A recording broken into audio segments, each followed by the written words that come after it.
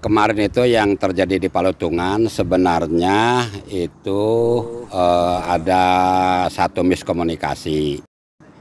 Dan yang penyadapan itu jelasnya kan di zona tradisional melalui SK Kementerian KLHK yaitu Dirjen KSDAE tanggal 19 Oktober 2022. Nah, adapun kemarin misalnya ada keganggu masalah jalur pendakian, sebenarnya itu kan bukan satu kesalahan dari KTH. Sebenarnya kan itu harus dimusyawarahkan bersama. Mana sih batas jalur pendakian dan sebagainya, dan di situ terjadi pengambilan batok lain sebagainya gitu kan. Ini kan membuat satu keresahan begitu.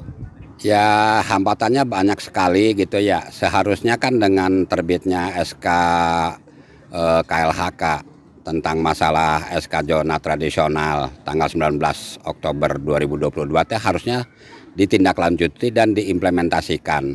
Tetapi itu kan tidak diimplementasikan dan tidak ditindaklanjuti yang namanya untuk PKS. Sedangkan pada zaman Pak Teguh itu tinggal satu langkah lagi kita membuat satu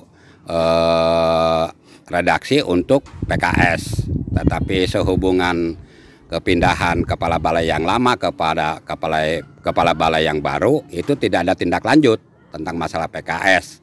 Sehingga kesepakatan para KTH tanggal 17 Februari itu mengadakan aksi di lapangan, yaitu menguasai objek gitu. Maksud dan tujuannya supaya kepala balai yang baru menindaklanjuti ke masalah PKS, itu maksud dan tujuannya. Ya, dalam waktu dekat ini kami mungkin dalam minggu-minggu ini akan mengadakan press release ya. Terus selanjutnya kita akan mendesak istilahnya kepala balai untuk segera membuat tim verifikasi dan segera dilakukan gitu supaya di lapangan pun masyarakat tenang dan Taman Nasional pun tidak menugaskan Polhutnya untuk menakut-nakuti masyarakat dan merampas alat-alat sadap seperti itu.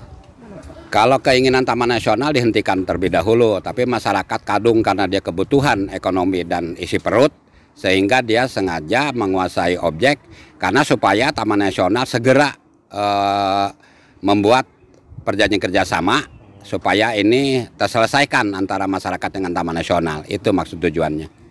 Karena menurut saya masyarakat tidak melanggar hukum dan tidak menabrak hukum karena di situ ada Perdirjen 6 2018 tentang pemungutan hasil hutan bukan kayu dan tempatnya juga sudah jelas wadahnya yaitu di zona tradisional yaitu SK tanggal 19 Oktober 2022 itu yang jelas. Ya, ya, zona tradisional itu menurut SK gitu ya jumlahnya 1.834 hektar dan itu terdiri dari beberapa desa atau beberapa kawasan gitu ya. Yang berhak untuk mensosialisasikan zona tradisional adalah Taman Nasional Gunung Ciremai, bukan masyarakat gitu.